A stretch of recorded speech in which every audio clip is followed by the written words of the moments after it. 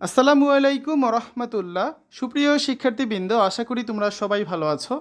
এই ভিডিওটা তৈরি করছি তোমাদের সকলের জন্য। সর্বশেষ আপডেট নিউজ নিয়ে হাজির হয়েছি। সব শিক্ষা প্রতিষ্ঠান অফিস মঙ্গলবার থেকে খোলা, এমনটাই জানিয়েছেন আইএসপিআর। আজ মধ্যরাত 12টা থেকে আগামীকাল মঙ্গলবার ভোর 6টা পর্যন্ত কারফিউ বলবৎ থাকবে।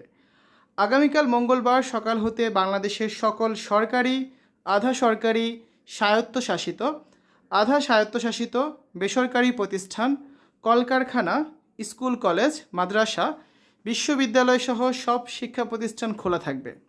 আন্তঃবাহিনী জনসংযোগ পরিদপ্তর আইএসপিআর আজ সোমবার রাতে এক বার্তায় এ কথা জানিয়েছে।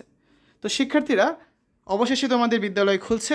আগামীকাল মঙ্গলবার থেকে তোমাদের শিক্ষা প্রতিষ্ঠানগুলো খুলে দেওয়া হবে এবং তোমাদের শিক্ষা কার্যক্রমগুলো আবার চালু হবে। এবং তোমাদের যে ষান্মাসিক মূল্যায়ন কার্যক্রম চলছিল ষষ্ঠ থেকে নবম শ্রেণী পর্যন্ত, তারও খুব নতুন করে একটা সংশোধনী রুটিন দেওয়া হবে। তো সেটা দেওয়া হলে তোমাদের অবশ্যই জানিয়ে দেবো। তো এই ছিল সর্বশেষ আপডেটটি। আশা করি ভিডিওটি তোমাদের কাছে ভালো লেগেছে। ভালো লাগলে বন্ধুদের সাথে শেয়ার করে দিতে পারো।